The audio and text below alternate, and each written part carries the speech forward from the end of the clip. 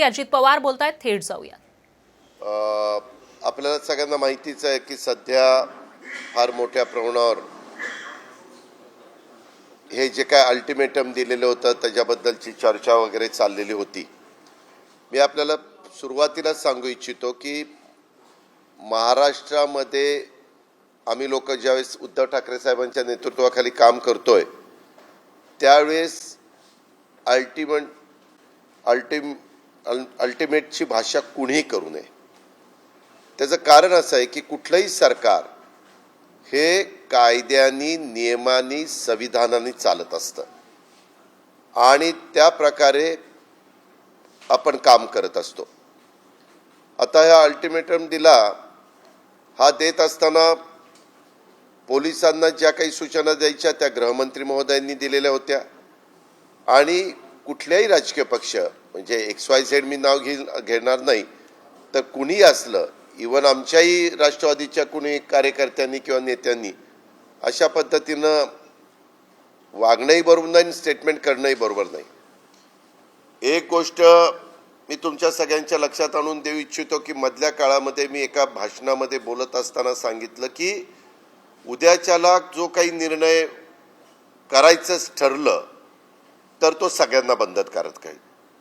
जेवढी धार्मिक स्थळं वेगवेगळ्या पंथाची किंवा वेगवेगळ्या समाजाची असतील त्यांना सगळ्यांना तो नियम लागू होईल।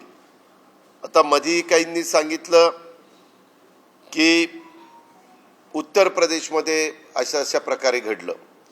खरं तर ध्वनी प्रदूषण संबंधितातील कायदेशीर तरतुदी आणि शासन निर्णय हा सुप्रीम कोर्टाने 2005ला दिलेला आहे आणि त्याच्यामध्ये लेखी परवानगी घेतल्याशिवाय लाऊडस्पीकर किंवा पब्लिक ॲड्रेस सिस्टीम प्रणाली वापरली जाणार नाही। वापरत असताना ती सकाळी 10 ते संध्याकाळी 6 या काळातच ध्वनिक्षेपकांचा किंवा सार्वजनिक ध्वनी वितरण यंत्रणेचा वापर करण्यात येणार नाही। रात्री 10 ते सकाळी 6 आणि बाकीचे काही नियम होते। आता वेगवेगळ्या ठिकाणी ज्यावेळेस आता परवा रमजान पवित्र महिना चालू होता, त्याच्यात ईद होती 3 तारखेला, अक्षय तृतीया होती 3 तारखेला आणि त्यावेळेस पण बरीच चर्चा झाली। जेवढा मोठ्या प्रमाणावर राज्यामध्ये बंदोबस्त पोलिसांचा ठेवता येईल त्या ठिकाणी ठेवण्याचं काम सरकारने केलं, गृह विभागाने केलं। कुठेही अनुचित प्रकार घडणार नाही याबद्दलची खबरदारी देखील त्याच्यामध्ये घेतली। जे कोणी कायदा सुव्यवस्था अडचणीत आणण्याचा प्रयत्न करतील त्यांना ज्या नोटिसा द्यायला पाहिजे होत्या त्याही देण्याचं काम केलं। त्यांनाही लक्षात आणून दिलं की बाबा तुम्हाला कुणाला कायदा हातामध्ये घेता येणार नाही। आता ह्या सगळ्या गोष्टी घडत असताना मी मध्ये सांगितलं की बाबा सगळ्यांना नियम सारखे राहतील, तर काहींनी मला टार्गेट करून सांगितलं की बाबा हे असं कसं बोलू शकतात। आता मी मधल्या काळामध्ये ज्यावेळेस उत्तर प्रदेशच्या बद्दल बोललं गेलं आणि म्हणून उत्तर प्रदेशच्या संदर्भातली मी काही माहिती घेण्याचा प्रयत्न केला। त्याच्यामध्ये जहांगीरपुरी दिल्ली येथील जातीय दंगलीनंतर उत्तर प्रदेशमध्ये तिथल्या सरकारने स्वतः गोरखपूर येथील गोरखमठ मठावरील भोंगे उतरवले तिथल्या प्रमुखांनीच आणि त्यांच्यापासून प्रेरणा घेऊन मथुरा येथील श्रीकृष्ण जन्मस्थान मंदिराचे भोंगे हे देखील उतरवण्यात आले आणि यानंतर तिथल्या प्रमुखांनी आवाहन केलं की मस्जिद आणि मशिदीवरून भोंगे उतरवावेत। त्याच्यामध्ये कुठला आदेश त्यांनी काढला नाही, त्यांनी आवाहन केलं आणि कायदेशीर कारवाई त्याच्यामध्ये त्यांनी काही केली नाही।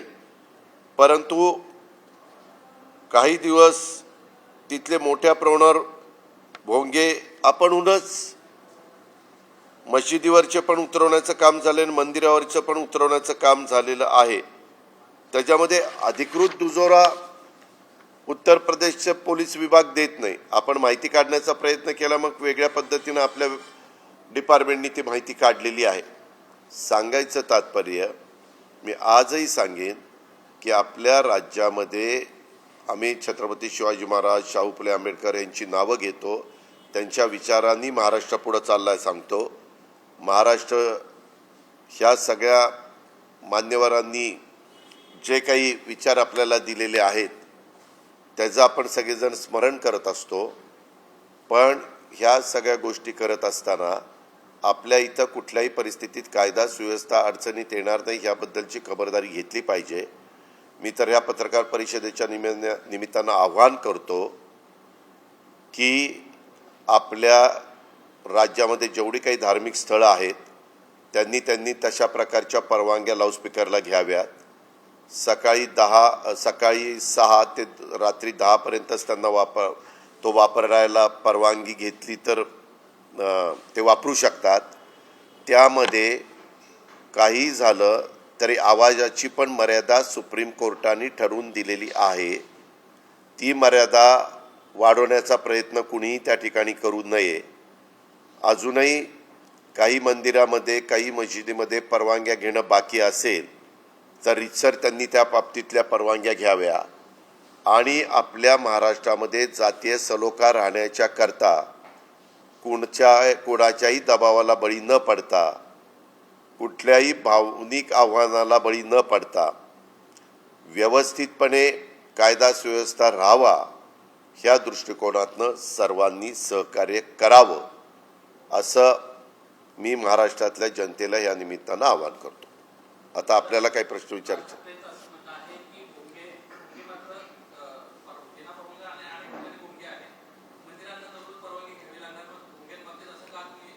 असं नाही.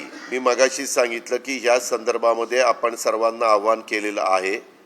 ठराविक दिवसामध्ये सगळ्यांनी तशा पद्धतीनं परवानगी घ्यावी. आपल्याला वातावरण बिघडून द्यायचं नाही. परंतु ते आव्हान करून देखील जर काही लोकांनी परवानगी नाही घेतली तर मग मात्र तिथं कठोर भूमिका घेतली जाईल. मलाही कळते की 1 दिवसात 2 दिवसात काही परवानग्या त्या मिळतील अशातला भाग नाही. त्याला थोडासा वेळ द्यावा लागेल कारण हे बरेच वर्ष चालत आलेलं आहे. एक गोष्टी त्रिवार सत्य आहे की प्रत्येक ठिकाणी कायद्याप्रमाणे सगळ्या गोष्टी होतील. कायदा कोणी हातात घेण्याच्या भानगडीमध्ये पडू नये, तसं धाडस पण कोणी दाखवू नये. आणि कायदा व्यवस्थितपणे त्याचं काम करत असताना वेळोवेळी न्यायव्यवस्था जे निर्णय देतील त्या निर्णयाची अंमलबजावणी देशातल्या पण सरकारला करावी लागेल आणि वेगवेगळ्या राज्यातल्या पण सरकारला करावी लागेल. मग तुम्ही म्हणाल मग मागं का नाही केली? मागे आपण सामोपचाराने एकमेकाला कुठलाही अडथळा न होता एकमेका मदत चाललेली होती. परंतु तुम्ही बघा, हे पुढं आल्यानंतर आपली शिर्डीची काकड आरती बंद झाली. आता मी आपल्या लक्षात आणून दिलंय, उत्तर प्रदेशमध्ये देखील तिथल्या प्रमुखांनी काही भूमिका घेतली. ते स्वतः गोरखपूर परिसरातले तिथंच त्यांनी तशा पद्धतीचा निर्णय घेतला. आता हा तो त्यांचा अधिकार आहे, ते राज्याचे प्रमुख आहेत. तशा प्रकारे आपल्या इथं रात्री उशिरा 10च्या पुढं वेगवेगळ्या प्रकारे हरिनाम सप्ताह चालू असतो. त्याच्या संदर्भामध्ये जागरण गोंधळ चालू असतो. त्याच्यामध्ये अनेक रात्रीचे कार्यक्रम ग्रामीण भागामध्ये चालू असतात. तुमच्यातलं कोणी जर ग्रामीण भागामध्ये न इथं आलेली व्यक्ती असेल तर त्यांच्याही ती लक्षात असेल. पण अशा प्रकारची आपण त्या न्यायव्यवस्थेने दिलेल्या निर्णयाचा तंतोतंत अंमलबजावणी करायचं आपण ठरवलंच तर सगळ्याच धार्मिक स्थळांच्या बाबतीमध्ये तो निर्णय घ्यावा लागणार आहे. ही गोष्ट मात्र लक्षात घेतली पाहिजे.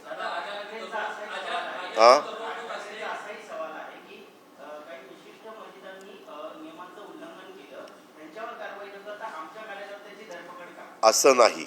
आपण त्यांना सगळ्यांना वॉर्निंग दिलेली आहे. त्यांना काही काळ दिलेला आहे. त्यांनी त्या कायद्याप्रमाणे नियमाप्रमाणे त्या आवाजाची मर्यादा ठेवूनच सहकार्य केलं पाहिजे. तुमच्या लक्षात आलं असेल की या 2-3 दिवसामध्ये बहुतेक ठिकाणी आवाज कमी झालेले आहेत. मर्यादाचं पालन सगळे करायला लागलेले आहेत. परंतु हे सर्वांनाच ह्याची अंमलबजावणी करावी लागणार. सर्व धार्मिक स्थळं आहेत त्यांना ह्याची अंमलबजावणी करावी लागणार आहे आणि ह्या पद्धतीनं पुढे जावं लागणार.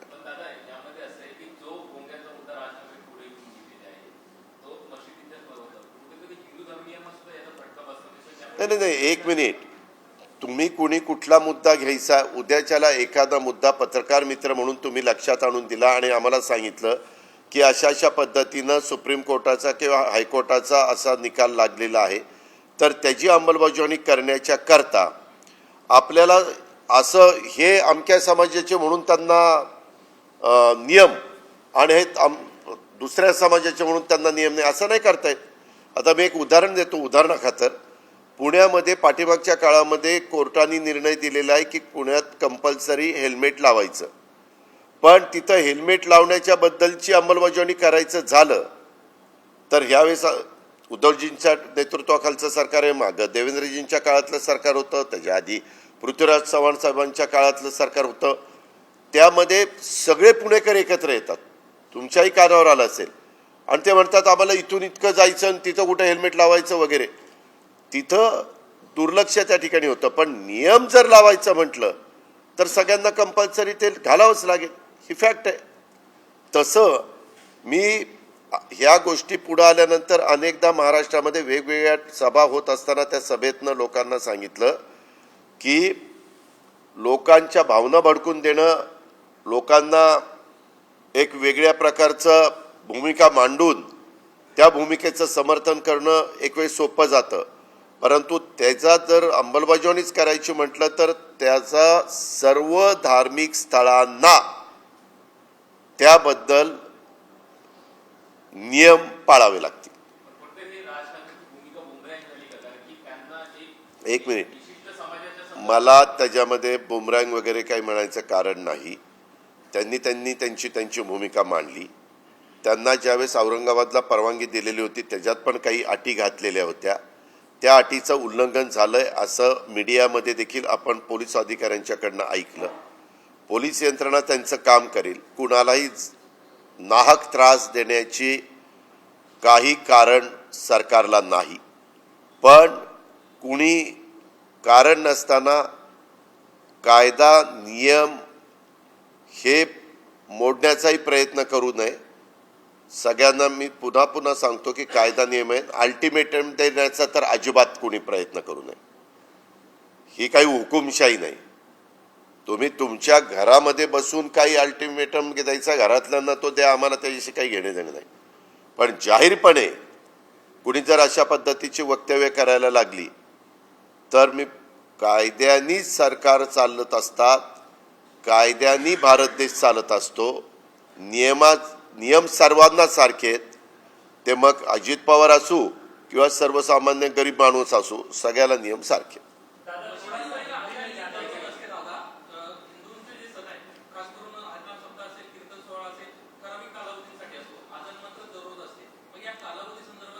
एक मिनिट, काकड आरती दररोज असते का नसते? अनेक मंदिरामध्ये वेगवेगळ्या पद्धतीचे कार्यक्रम असतात का नसतात? सुप्रीम कोर्टाने असं सांगितलंय का असे कार्यक्रम असले तर त्यांना तितक्या दिवसाकरता सवलत काय दिली त्यांनी? 15 दिवसाच्या करता 6 ते 10च्या ऐवजी 6 ते 12 अशी सवलत दिलेली. ते रेकॉर्डवरच आहे. त्याच्याबद्दलचे आदेश राज्य सरकारने काढलेले आहेत. असा आपण पण गैरसमज करून देऊ नका. यामध्ये कुठलीही व्यक्ती जरी असेल, आता तुम्ही म्हणला की आमचं अरे आयुष्यात एकदाच लग्न करत असतात, मग ते लग्न कार्यात काय होतं लाऊडस्पीकर. अरे तू आयुष्यात एकदा लग्न करतो, परंतु अशी रोज हजारो लग्न चालू असतात. तर त्या आपल्याला काय करावं लागतं, शेवटी राज्य म्हणून डोळ्यासमोर ठेवून विचार करावा लागतो. याची कृपया सर्वांनीच नोंद घ्यावी.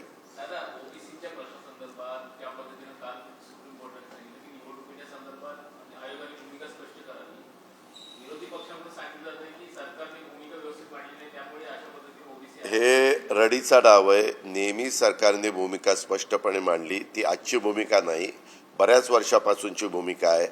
आपल्याला ह्या सगळ्या संदर्भामध्ये काम करत असताना सभागृहात ग्रामविकास विभाग, नगरविकास विभाग हे जे ठराव करताना आम्ही सगळ्या विरोधकांना विश्वासामध्ये घेऊन एकमताने ठराव केले. विरोधकांनी पण त्याच्यामध्ये मदत केली. मी असं म्हणणार नाही की त्यांनी मदत केली नाही. त्यांनी पण आपल्या राज्यातल्या ओबीसी समाजाला त्यांच्या संख्येच्या प्रमाणामध्ये प्रतिनिधित्व मिळालं पाहिजे, हा त्यांचा अधिकार आहे आणि त्याच्यामुळं हे आपण केलं पाहिजे. आता इम्पिरिकल डाटाच्या बद्दल आपण बाटिया साहेबांच्या अध्यक्षतेखाली समिती नेमलेली आहे. ते त्यांचं काम करतात. शेवटी सुप्रीम कोर्ट सर्वोच्च आहे. सुप्रीम कोर्टाने जो काही निकाल दिलेला आहे तो आता आज दुपारी 1 वाजता राज्याचे प्रमुख म्हणून मुख्यमंत्री महोदयांनी आघाडीची बैठक लावलेली आहे. त्या बैठकीमध्ये वर्षा बंगल्यावर आम्ही जाणार आहोत. त्याच्यामध्ये तज्ज्ञांचं काय मत आहे, काय आता भूमिका घेतली गेली पाहिजे, आता निवडणुका जर लागल्या तर नक्की कधी लागणार आहेत, आता त्याला किती काळ द्यावा लागणार आहे, ह्या सगळ्या गोष्टी त्या ठिकाणी चर्चेला होतील. पण शेवटपर्यंत राज्य सरकारने ओबीसीला प्रतिनिधित्व मिळालं पाहिजे ह्याबद्दलचा प्रयत्न केला. आता निकाल असा लागल्यामुळं ते बोलू शकतात की दुर्लक्ष केलं, पण निकाल जर योग्य पद्धतीचा लागला असता, हा निकाल कोर्टाने दिला म्हणजे योग्यच आहे, मी असं म्हणणार नाही की अयोग्य आहे, परंतु आपल्याला पाहिजे तसा आला नाही. तो जर आपल्याला पाहिजे तसा आला असता तर हे सगळे म्हणले असते आम्ही सगळ्यांनी एकमताने ठराव केला, आम्ही पाठिंबा दिला म्हणून झालं. हे जे काही आहे हे बरोबर नाही. म्हणजे जर चांगलं झालं तर आम्ही सगळ्यांनी मिळून केलं, नाही झालं योग्य सरकारने केलं, हे बरोबर नाही.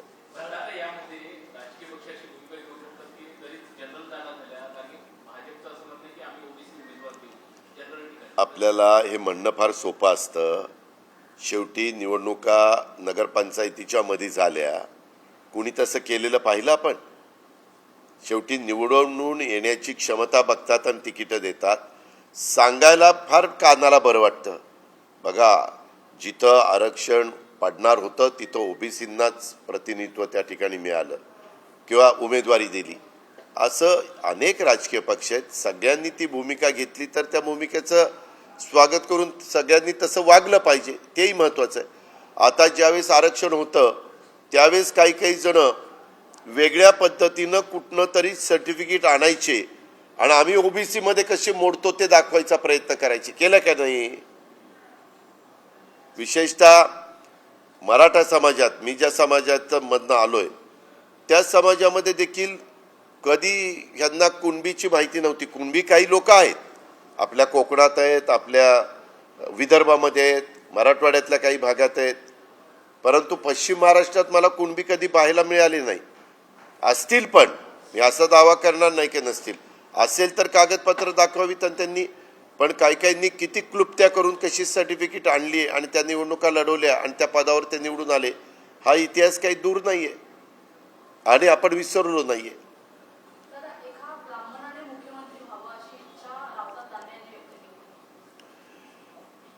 मुख्यमंत्री कुठल्या जातीच्या व्यक्तीने व्हावं